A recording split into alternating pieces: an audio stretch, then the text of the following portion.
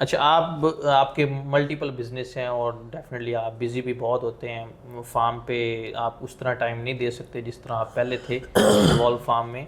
तो बाकी बिजनेस तो माशाल्लाह आपके अच्छे जा रहे हैं, डेयरी भी अच्छी जा रही है, बट आप डेयरी में क्या इनोवेशंस लेकर आए हैं? कौन कौन सी आपने तब्दीलियाँ की हैं जिससे आप समझ रहे हैं कि मैं अपनी डेयरी को जो है वो मज़ीद जो है वो बेहतर बना सकता हूँ और ज़्यादा मुनाफा बख्श बना सकता हूँ? मेरी पर्टिकुलरली बात हो रही है तो मैं आई थिंक एक जो टूल है हमारे पास, वो टूल हमने पहले दिन से ही अडॉप्ट किया हुआ है, दैट्स अ जीनोमिक टेस्टिंग। देखें, जब हमारे पास जीनोमिक इन्फॉर्मेशन है, हमें एग्जैक्टली पता होता है कि गाय में क्या प्रॉब्लम है। अभी भी पता नहीं आपके व्यूअर्स और आप फार्मर्स इसको इतना सीरियस क्यों नहीं लेते। देखें, आपके पास अगर एक जेनेटिक इन्फॉर्मेशन है भाई इस गाय में, चलें as far as production is concerned, इसमें ये इशू हैं, ये मिल्क नेगेटिव है या ये मिल्क पॉजिटिव है या फैट नेगेटिव है, फैट पॉजिटिव, तो ये एक बड़ी ज़बरदस्त इन्फॉर्मेशन है। उसी बेसिस पे तो हम डिसीजन लेते हैं और उसी बेसिस पे अब देखें, इस पे बातें जितनी मर्जी कोई कर ले या जितना मर्जी कोई क्रिटिसिज्म कर ले, ये कोई नहीं बीट, बिकॉज हम साइंस को फॉलो कर रहे हैं ना। तो ये एक जो मिला हुआ है हमें टूल, ये तो बड़े ब्लेसिंग टूल है। और हमको ये नहीं कि हम बड़े यूनिक हैं जो यहाँ पे कर रहे हैं, पूरी दुनिया ये कर रही है जीनोमिक इन्फॉर्मेशन। देन आप बुल उसके हिसाब से मैच करें, कोई बीट नहीं कर सकता आपको, कोई मतलब वो आप जितनी कोई अच्छी कैटल कोई क्रिएट ही नहीं कर सकता। तो ये एक इंशाल्लाह इनोवेशन है जो अभी for now it's pretty good. अभी देखें ना, प्रोडक्शन रिलायबिलिटी इज़ ऑलमोस्ट 80%। तो ये थोड़ा है कि आपको 80% आपको पता है कि 3 महीने के काफ ने ये परफॉर्म करना है, आपको पता एग्जैक्टली इन्फॉर्मेशन, आपने 3 महीने रख के इसको कल करना है या 2 महीने में कल करना है, रादर देन आप इसको 3 साल रखें फिर आपको पता चले कि ये किसी काम की नहीं है।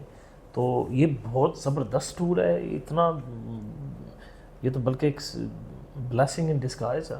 एग्जैक्ट। तो जैसे ये लास्ट सेंटेंस में ये था कि मुझसे मुझसे बहुत सारे फार्मर्स के क्वेश्चन आते हैं कि यार हमने एक जानवर रखा है, तो अब उसने 2 साल हमने उसको पाला है, 3 साल पाला है, बट उसने जी बच्चा दिया और हमें दूध नहीं दे रहा वो, तो हम इसका क्या करें?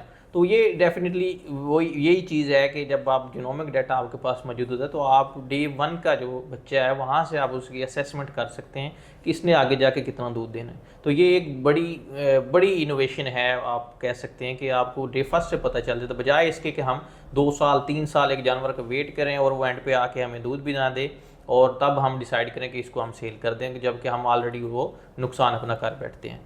तो ये तो पार्टिकुलरली एनिमल्स रिलेटेड था।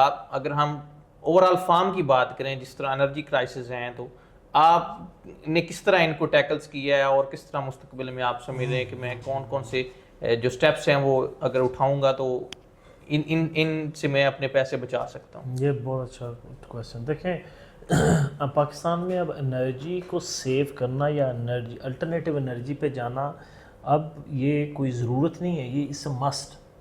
तो इस साल हमारा जो टारगेट था, हमारा 200 प्लस के आसपास हमारा जो KVA के अराउंड स्पेंड था, वो हम तकरीबन कवर कर चुके हैं।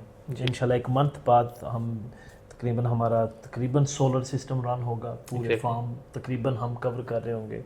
फिर हमारा बायोगैस जो काफ़ी बड़ा प्लांट है वो रनिंग में हो जाएगा, तो हम आई थिंक काफ़ी एनर्जी में सेल्फ सफिशेंट हो जाएंगे।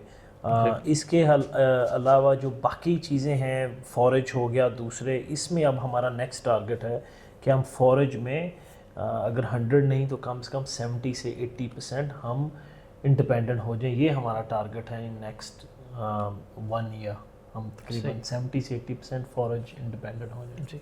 तो डेफिनेटली मुदस्सिर साहब ने बताया कि बायोगैस प्लांट का इनकी नई इनोवेशन है फार्म पे, और सोलर जो है वो भी हमने इंस्टॉल कर लिया है। तो अगर मैं वैसे आपको एक जनरल बताऊं कि इससे क्या डिफरेंस पड़ता है, तो हमारा मंथली जो गर्मियों में जो बिजली की इलेक्ट्रिसिटी की कॉस्ट होती है वो एक मंथ में तकरीबन 25 से 30 लाख का बिल आता है। तो अब जैसे ही ये चीज़ें साथ सोलर का आएगा और साथ बायोगैस चलेगा तो डेफिनेटली ये प्राइसेस जो हैं वो डाउन जाएंगी। और अगर हम 10 लाख भी इससे बचा लेते हैं तो पर मंथ आप देख लें कि साल के बाद कितना इसका इम्पैक्ट होगा फार्म पे।